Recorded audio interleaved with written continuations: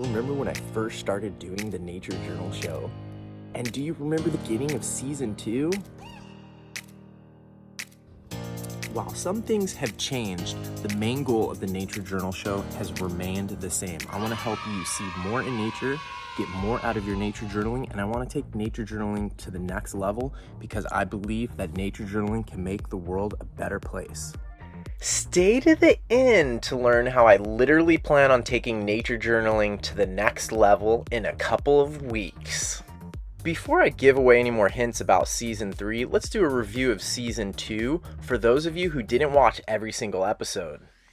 It all started with some major sacrifices as I moved out of my comfortable home of 7 years, the home space where the Nature Journal show was born and where I filled lots of journals, did lots of gardening, built community, fell in loves, all things that I would soon sacrifice to take the Nature Journal show on the road.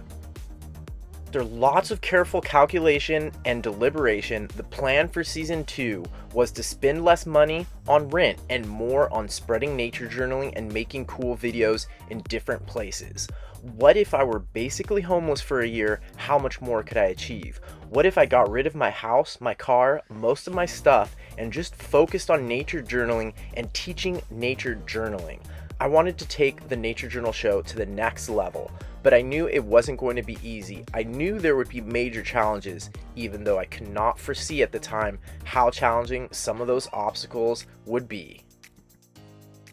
I started the year car camping outside of Patagonia headquarters in Ventura, California, trying to get them to sponsor me. But right after that, I headed to the desert and did some camping there and nature journaling, trying to look for desert sidewinders, rattlesnakes, or other reptiles. If you saw these episodes from when I was in the desert alone, then you know how hot the temperatures got and how beautiful the scenery was. But this was just getting started for Season 2. I almost forgot that early in the year I also took the Nature Journal show along with a team of scientists doing a really interesting survey project in the intertidal zone in Baja California, Mexico. Working in a very intense environment, I got to help them a little bit in this area.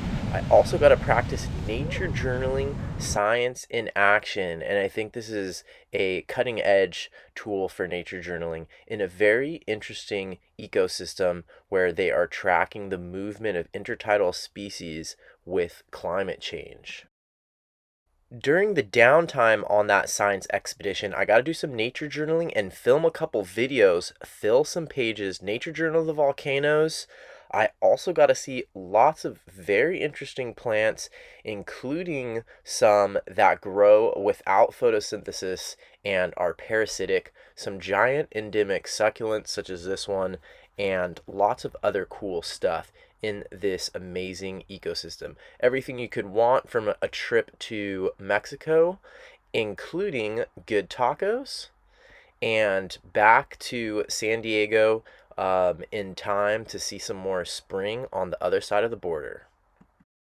Back on the US side of the border, I explored the intertidal zone in San Diego, which was really cool to compare with the one in Baja California.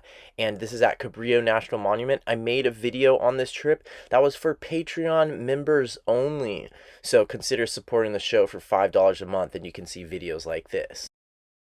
Soon it was time to get ready to hit the road again, and this time leaving behind all home bases, the car that I had been using, and pack everything up into backpacks that I could carry with me for 7 months. So it took a long time to figure out what exactly I would need for 7 months so that I could continue to produce the Nature Journal show, continue to teach nature journaling, and have all of the art supplies that I would need for the entire trip. Here you can see the carefully selected art supplies that I was hoping to make last through this trip, and there I am ready to go. First stop was the Galapagos Islands on the equator, and this was a strategic choice for nature journaling, not only for the amazing landscapes and wildlife, but in large part because I was going to be assisting John Muir Laws with a nature journaling trip there with a group of nature journalers, and John Muir Laws had me as an assistant. Unfortunately, he got COVID, but luckily I was there to take over the trip, and we had a really great crew of nature journalers, and it was really an amazing experience to spend time with that group, visit the multiple islands. It was a huge privilege, and getting to nature journal there, it felt like a natural place, a natural fit for nature journaling. There were so many amazing birds, so many amazing landscapes, beautiful colors. It was perfect. But I also made videos while I was there and stayed for a whole month before the trip with John Muir Laws. Hopefully you've seen some of these videos, and I pushed the limits of what nature journaling can do in some amphibious situations, nature journaling in the water, swimming to a small island on a little boogie board with a waterproof nature journal, and make sure that you watch that amphibious nature journaling episode and some of those other episodes that came out while I was in Galapagos. However, pushing the limits of where nature journaling could go by myself was not the main or most impactful reason that I was in the Galapagos for extra time. I was there to teach nature journaling. No, not teaching nature journaling to marine iguanas. There's actually a lot of people there. Here's one of my most famous students, the statue of Charles Darwin. But in all seriousness, there's over 35,000 people living in the Galapagos, and I think it's a strategic place for spreading nature journaling. Here's a bunch of John Muir Law's books that we donated to the library. I did tons of workshops focusing mostly on teaching teachers how to teach nature journaling. Every single teacher in the Galapagos by the end of my trip had received a training on how to teach nature journaling, and soon nature journaling is going to be a part of the curriculum for all of the students there. Here I was teaching nature journaling to a group of college students, which was really fun, and the next day they got to teach nature journaling to special ed kids. These are teachers on another island. I visited 3 of the 4 inhabited islands and taught nature journaling there, and here are some of the teachers that I trained teaching nature journaling to public school kids, who many of which received nature journaling training for the first time and used these little booklets here. I also taught at a private school, and the next day I taught the parents how to teach. So we did a lot in the Galapagos, and it's going to be a center for nature journaling in the future. And by the time I left, nature journaling was already gaining its own momentum there in the Galapagos. The nature journal trip had to continue back to the mainland of Ecuador without John Muir Laws because he was still on quarantine. Look at how different the environment is here as we land in Quito, Ecuador, and soon go to the nearby cloud forest. 1/3 of the world's hummingbird species live in Ecuador, and we saw quite a few and tried to nature journal them. Sketching these moving little birds is not easy. We also got to try our hand at a bunch of other really interesting birds as we traverse from one place to another on these crazy long bus rides. We got lots of nature journaling in, of course, and on our very last day, John Muir Laws was out of quarantine and was able to join us for this trip to the Paramo, the highlands, where we saw Andean condors, a ton of other birds, including the largest hummingbird species in the world, a bunch of eagles. But pretty soon it was time to go, and I was on my own once again. After spending almost 2 weeks with a group of English-speaking nature journalers on private buses and staying at pretty nice hotels, it was time for me to travel on my own back over the Andes. Look at this huge landslide as I cross down onto the east side of the Andes. Lots of crashes and accidents, and another huge landslide on my way to Tena. Tena, Ecuador is a medium-sized town on the edge of the Amazon and the edge of the Andes Mountains. I chose this town to be my home base for the next month because it seemed like the place where I could have the biggest impact. Part of this decision came from meeting one person, Andres, who's a super connector and helped me connect to a huge amount of community and opportunities for teaching nature journaling on this town right on the edge of the Napo River. One of the main opportunities was a birding festival that was coming up, and Andres said he could help me teach a class there.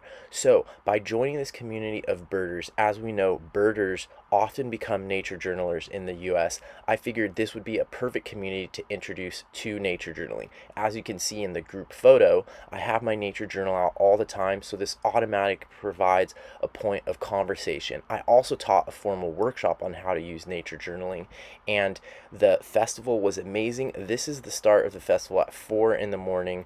We went out, and these were serious birders. This was a good exposure for me to some really serious birders in a context outside of the US. We did several river trips on the Napo River and also did explore for birds in other places. I met tons of cool people who are birders, ornithologists, working on research, and guides, and this was a really great place to test some of my ideas about how nature journaling can spread in the environmental community. By the time the birding festival was over, I had been on a lot of cool excursions looking for birds in this part of Ecuador. I had met lots of cool people. I had learned a lot of facts about birds and about birding in Ecuador. I had seen quite a few new to me species. I also started using the Merlin and eBird app at this time, and I had a bunch of new ideas about how nature journaling and birding in Ecuador can grow together.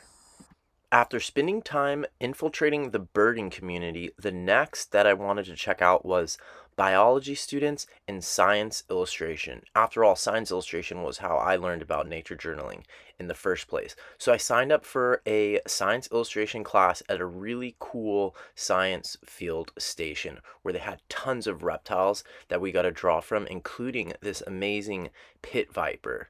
Here you can see some quick sketches that I did, and you can also see the painstaking science illustration. I hadn't done a drawing like this in a long time that I did over 2 days.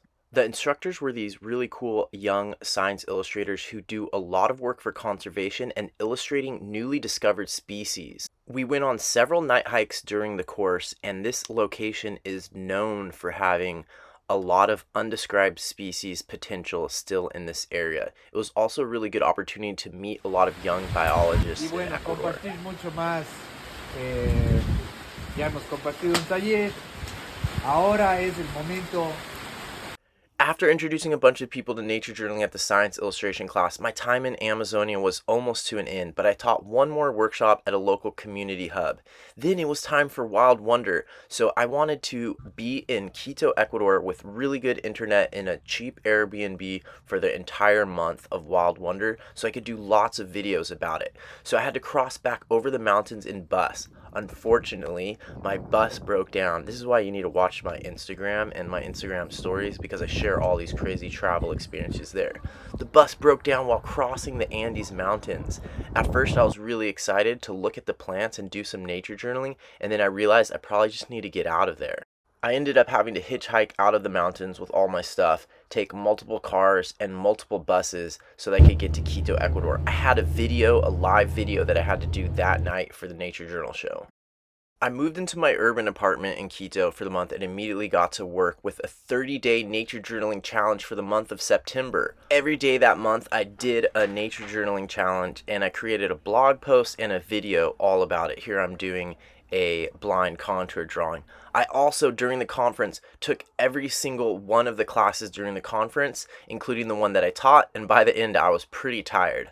But that's not all I did while I was in Quito. I went to an environmental film festival. Obviously, I sketch noted during the film festival, and at that festival I met a lot of cool people and learned about some interesting projects going on in Ecuador in the environmental movement. I also visited a chocolate factory. Stay tuned for the nature journaling trip I plan to lead in Ecuador next year, because we're going to be supplied with daily chocolate by this company.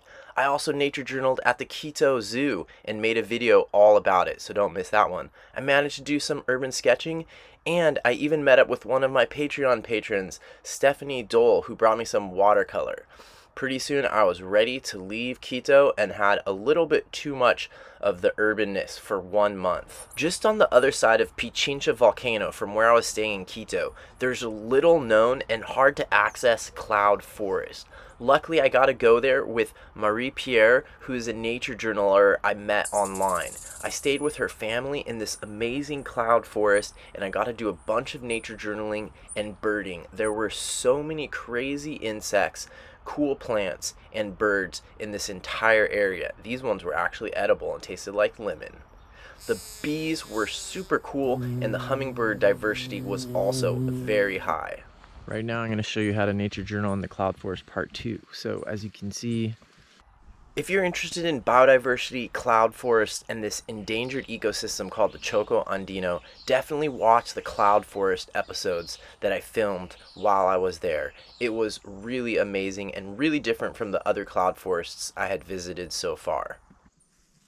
Soon it was time to head back over the Andes again, and I followed the trail of this petroleum pipeline which crosses the Andes from the Choco Andino all the way to the Amazonian side, where I would be exploring with Harol and checking out some more Amazonian species near the town of Tena, where I had stayed before. But this time I had even more ambitious plans for exploring the Amazonian area, and this particular location right here had so many toucans, saw so many cool birds and frogs and spiders and insects in this area. It was definitely a highlight, and it is one of the locations we will be going to on the trip I'm leading to Ecuador for nature journaling next year. This spot right here had a beautiful view, and I even did a nighttime nature journal episode there. One thing though that does sometimes happen when you're in the Amazon is you get visited by these stingless bees. These bees are called sweat bees, or Trigona is the genus that many of them are in, and you can see that they were definitely visiting my hand to take some salts while I was nature journaling. Okay, well hopefully that doesn't make everybody not want to go on my Ecuador nature journaling trip, but this is going to be a little bit more of an adventurous and science-based nature journaling trip. Check out these parasitizing fungus on this bee here. I also ended up going to Parque Nacional Yasuni. This is considered the most biodiverse national park in the entire world. One of the first things we saw there were jaguar scratches, and this is further down the Napo River from anywhere where I had been before. This is a really famous spot for jaguars, for macaws, for parrots, for all kinds of stuff, and like I said, it is considered the most biodiverse place in the world, if not at least the most biodiverse national park. Navigating on the Napo River and visiting some of the indigenous community conservation projects in Yasuni gave me some ideas for some project proposals that I'm going to try to get grants for next year.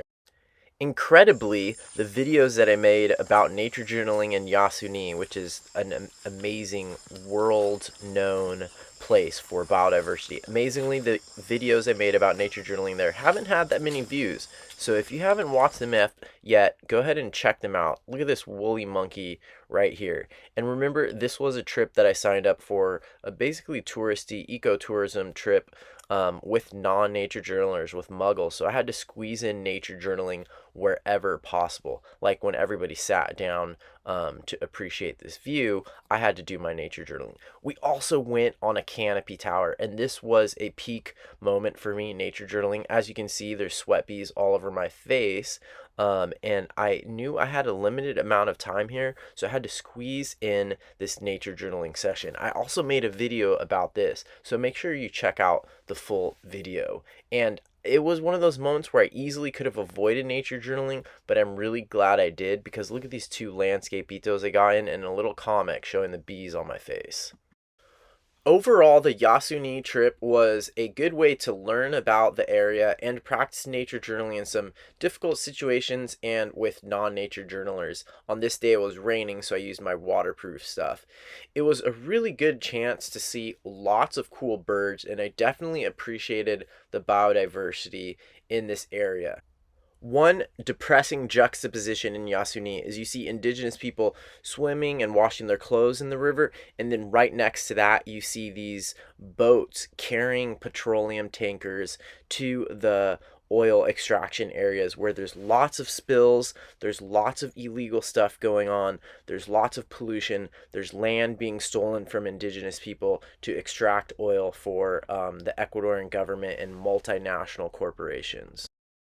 It was a lot of travel, but I went straight from Yasuni back to the eastern slopes of the Andes to the cloud forest near Baeza, where someone I met at the birding festival was doing a monitoring project of a nesting pair of these amazing and critically endangered eagles. But first, we had to get up there, which was no easy task.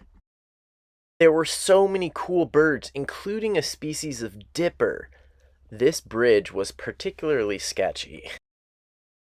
Because this is a critical species, I can't share the exact location, but look at the altitude. This place was no joke, and when we first showed up to the monitoring site, the mother eagle was not very happy and was quite protective, which this behavior is supposedly more recent since this whole area got clear cut. It's a miracle that the tree that her nest is in did not get clear cut. Look, here she comes to dive bomb me and Louise. Watch out! This was one of the most impressive birds I have ever seen in my life, and it was a huge privilege to be able to spend hours watching her and nature journaling her on her nest, and also seeing the baby. This species is critically endangered, and I think that nature journaling and nature comics can play a role in helping save this species. I wrote a whole essay about the potential for nature journaling helping this species for my Patreon members. Sorry, my voice sounds so weird. I'm still getting over COVID and like a cracked rib or something from coughing. Here's the quetzal that we saw, some of the other birds, including the sylph, other hummingbirds, aggressive one. This is the main food source for that eagle. This is another really cool flycatcher, and we were also in the habitat of the spectacled bear, which is the only bear in South America. Here you can see bromeliads it was feeding on, more bromeliads it was feeding on. Really cool bear species in this area. Oh yeah, and I almost forgot to mention there was this crazy crow species there. Pretty soon it was time for me to go to another interesting cloud forest area. Okay, so they're doing road work down there, dumping material and stuff. And I need to get to the science field station, but the taxi driver had to drop me off early, so the road was blocked. So now I have to walk with all my gear, bag of bread, up this crazy hill with loose rocks, and then I get to a trail and I have to walk on the trail for a long time. This spot never has had a road to it. People used to have to hike even further, and it's in the foothills here in a really interesting biological corridor, not very studied, partly because it's difficult to access, and a new species of frog was just discovered here a couple months ago. Lots of new species, and a really cool science research station where I'm going to do some nature journaling. During that science illustration class I went to at this remote science field station, I learned about an observation tower that they had out in the jungle. This is on a trail where they've seen jaguars and pumas, and they have camera traps and have seen lots of wildlife come through here. And so I asked if I could stay in the observation tower for 8 days. Hopefully you've seen the whole video that I made about my 8 days and 8 nights that I spent in this tower. Alright, so the sun just set and it's about to be my first night here. I did get a little bit of nature journaling and birding in from my home for the next week, which is this platform here. My main goal for staying in this primitive station for 8 days was to make the best video for all of you and maybe get the chance to nature journal a jaguar in the wild. My secondary goals were to help this science field station by creating a list, a survey of the bird species that I saw. So the whole time that I was there, I was using Merlin and eBird to keep a complete list of all of the species that I was able to identify. While my 8 days here were certainly a test of myself, they were also a test of nature journaling. What role does nature journaling have to play in science field stations in remote places such as this? What role might nature journaling play in science expeditions in understudied parts of the world? What role might nature journaling play in the formation of biology students and science students at science field stations around the world? I won't be able to answer those questions for Ecuador right now because soon it was time to leave. Look at all the road construction that is going on in this part of Ecuador. I did one last class teaching nature journaling at an indigenous community, and then it was time to leave Ecuador. Next stop is Costa Rica. This tiny Central American country is a biodiversity hotspot, ecotourism leader, and a place where lots of research goes on. My first stop was going to be another science field station, one of the most famous science field stations in all of the tropical New World. It's called La Selva, and it's on the Caribbean slopes. Very amazing primary rainforest, a very cool river with caimans, all kinds of wildlife, including these peccaries right there. Amazing birds, including these great green macaws, and lots of plant wildlife. Unfortunately, my trip started with a problem. All right, you're not gonna believe this, but somehow when I was getting off the bus, or right before I got off the bus, I lost my wallet that had my passport and all my money and credit cards and documents in it. Basically the most important things that I have. So even though I've been here at this super biodiverse research station and preserve in Costa Rica, and there's like green macaws flying over and toucans and all of these crazy birds, scarlet rump tanagers, I haven't even been able to look at any of them or like add any of them to my life list on eBird because I've been trying to figure out what to do. I've been looking for it. I've been talking to people. I've called the bus company, all these things, trying to figure out what I can do and what the next step is. And this is basically, I'm gonna do one last walk here in case I somehow dropped it on the trail. I had it stuck, trying to be more safe. I had my money and documents stuck inside of the waistband of my underwear so that it would be more safe. And somehow during the bus ride, it worked its way up. And somehow when I was loading up my backpack or something is what I imagine, unless someone stole it from me, which I kind of think is unlikely, but then it must have fallen either on the bus or right when I got off the bus, and someone found it and probably just took it, because I've called the bus company, the bus driver, checked a bunch of things, checked the police station, asked a bunch of people living along the road near the bus stop. So it's kind of crazy. After a few hours of stress and a few minutes of self-flagellation, I recited the Serenity Prayer and went for a night hike, because that's what you do when you're at La Selva. You know you're in good company when everyone else wants to go out on night hikes too. I went out with these photographers who were really serious about what they were doing. We saw lots of cool herps, including the Bothriechis schlegeli eyelash pit viper, which I'd wanted to see for some time. Nature journaling on a night hike with fast-paced photographer muggles is always hard, but I got some sketches in, and the next day I got a nature journal by myself at my leisure. Some amazing poison dart frogs. La Selva Biological Station is definitely a nature lover's paradise. Cool mushrooms everywhere, ferns, awesome, cool bugs of different sorts, including these centipedes, really big centipedes that were everywhere. Lots of birds that come up close because it's been a preserve for so long. And I got a real peak experience nature journaling this snake.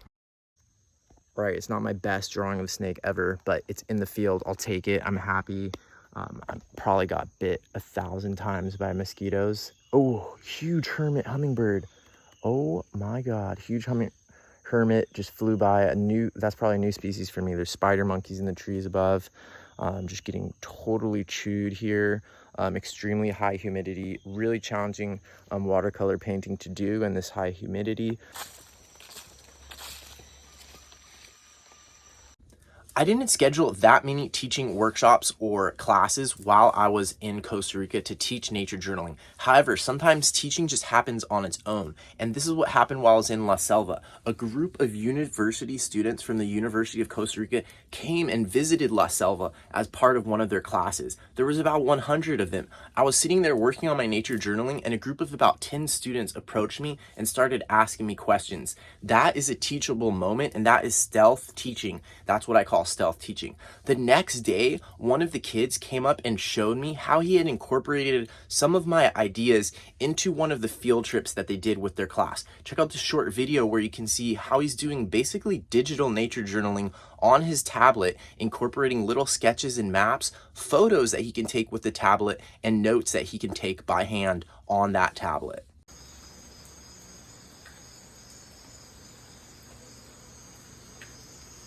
Y eso es en Samsung. Entonces entonces sacaste fotos con el tablet también. Sí. Ahí tengo, bueno, fue lo que logré ver de la pava que estaba ahí. It's moments like these with this biology student that I can tell that what I'm doing is having an effect and is creating ripples. That is the whole strategy that I created for season 2 and what I've been focusing on for the entire last year. Thanks to all my Patreon members, current Patreon members that have supported me in the last year for doing this work, because it is having an impact. And if you want to help out, you can contribute to this vision and this mission for as little as $5 a month. Just think how much value the impact on this one biology student can have. If this person takes nature journaling on as a tool, is going on to make conservation decisions, going on to be a teacher of biology, this is the kind of ripples that we're trying to create in strategic places such as Costa Rica, the Galapagos, and the Amazon, where it can have the biggest chance for a tipping point in biodiverse countries, countries with a lot of endemic species, countries with a lot of endangered ecosystems. So check out the link right here to learn more about my Patreon and how you can support this mission. Are you ready to leave this biodiverse rainforest research station and head to the American consulate, the U.S. consulate in the crowded urban city of San Jose, Costa Rica with me? Well, ready or not, here we go. And hopefully it'll be easy, but I don't think they let you bring phones in there. It said they don't let you bring phones, no strollers, no food, no high heels in the American embassy. So I'm gonna have to change my shoes. I was able to borrow money to pay for the bus, but I couldn't get an appointment at the U.S. Embassy. I did go to one salsa class, though, at the hostel where I was staying, so that was great, and I decided that since I had a little bit of money, I should continue with my reservations and go to the science field station in the south of the country. This is a treacherous road, and little did I know that I was in for one of the biggest, most challenging days of travel of my entire trip. Only 30 minutes or 40 minutes into the trip, the first bus I was on broke down on the side of the road and was just leaking diesel fuel. Notice the driver's back there smoking a cigarette next to all the spilled diesel, but I think that's relatively safe. Other passengers were just sleeping, no big deal. I decided to get an Uber. Unfortunately, the Uber got in an accident. Then I tried to get another Uber. This is going over one of the longest roads in Costa Rica. And look at the elevation here as we cross Cerro de la Muerte, meaning the mountain of death. Later that night, my second Uber got a flat tire, and by the time I got to the science field station, I was exhausted. But look at the breakfast that was waiting for me in the morning.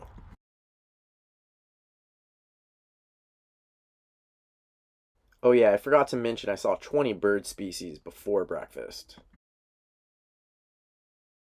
I ended up doing a lot of hiking by myself while I was in the Las Cruces biological station because there weren't any other nature nerds going on hikes during the day or during the night. There were lots of cool creeks there, lots of really extreme trails. I got comfortable going out on night hikes by myself looking for snakes. I didn't find the pit viper I was looking for, but I found lots of other cool stuff. Lots of cool birds. If you follow my Instagram stories, you probably saw some of the stuff that happened, and make sure that you watch the YouTube video that I made while nature journaling at this spot in Las Cruces. The hours and hours of hiking paid off, including hiking in the night, hiking in the rain, and I saw lots of bugs, but finally the hours of night hikes paid off with a couple really good snake observations. Oh yeah, look at you. Oh shit, there's a huge snake right there. Look at that thing. Oh my god. That thing is huge. I know it's a non-venomous snake.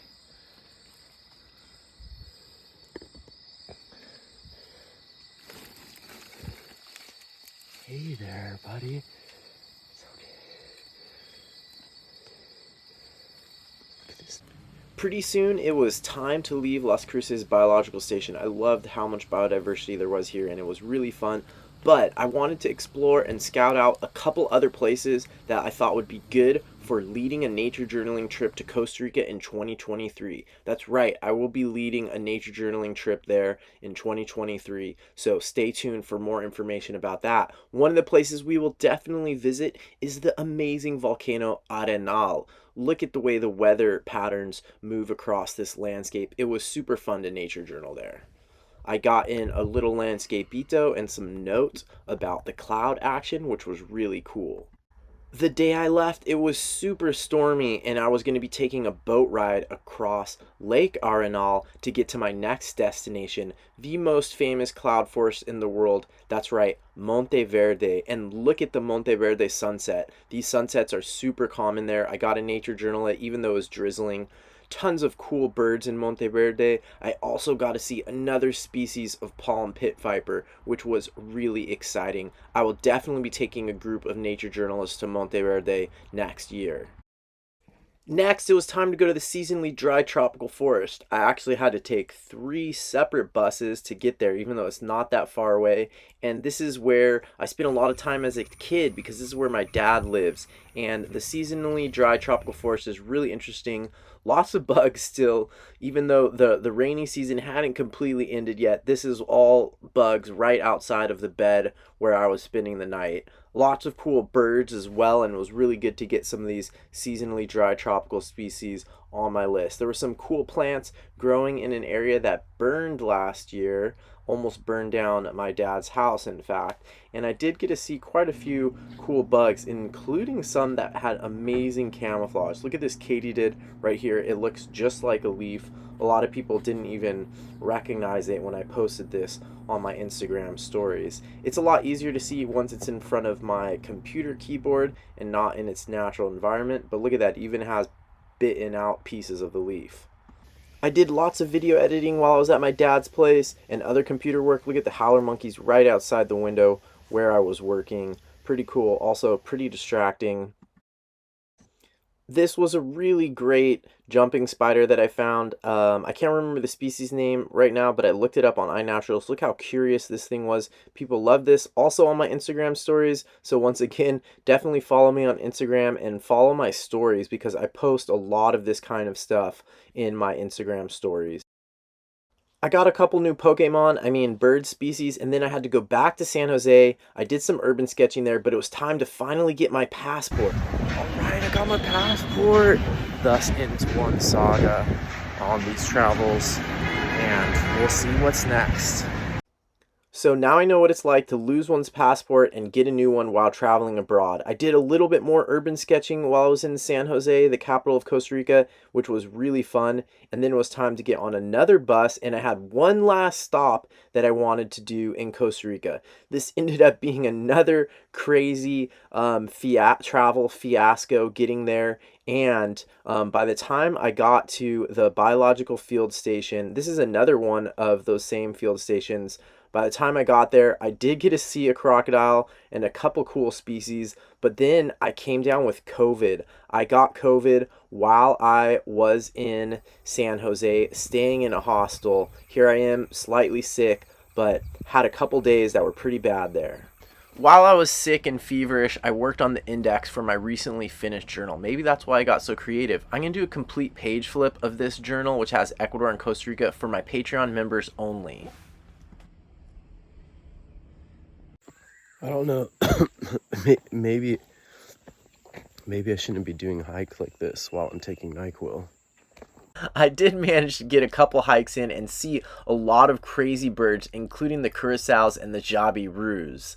I also found some ocelot tracks on one of my hikes and saw some really cool insects, including this longhorn beetle that was right outside of my sick room, luckily, and a pepsis wasp, my favorite insect of all. Also found one of these cone-headed bloodsuckers, which was not super fun to find. I climbed up on top of this mountain. This is probably the craziest hike I did while I was sick, but the view was so worth it. This must be one of the most beautiful places I've ever been anywhere in the world. And the first couple of times I just Was mesmerized by the view and a little bit too low energy to do any nature journaling, but later I came back and did one watercolor painting up there. And I am planning on taking my nature journaling group to this location next year. Here's my index all colored in. This was the last few days of being sick on quarantine, and then I went back to my dad's house, and here's the hut I lived in for 2 years, folks. You probably didn't know about that. A little more information is going to come out for my Patreon members about that. And then it was time to fly back to the US after 7 months abroad. Oh yeah, someone on my plane got stung by a scorpion, which was kind of exciting. Then my almost was late to my flight to San Diego, and here I am flying into San Diego where season 2 got started in the first place. So all wrapped back and cycled back around to San Diego, and that's where this season is going to wrap up. It's really interesting coming back into the US for the first time. Glad that I had time to do my full quarantine and get over COVID before it was time to travel, so I didn't lose any of my flights. So, aren't you excited to know what's going to be happening in the next couple of days? Actually, season 3 is going to be starting in just a few days, and there's going to be more information on that, so definitely stay tuned. And if you want to help me on this journey, you can become a Patreon member. Patreon members get to learn a lot more about the behind the scenes stuff, as well as supporting the show, supporting the vision and the mission to use nature journaling to make the world a better place. It's a ton of work.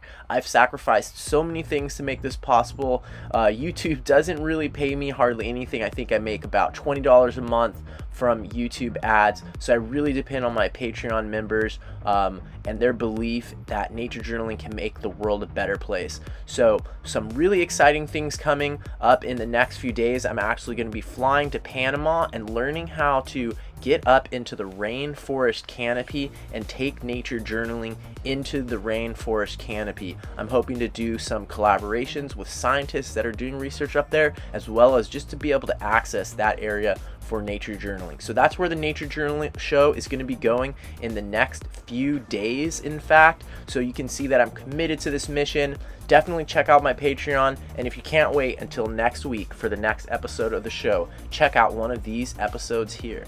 Bye.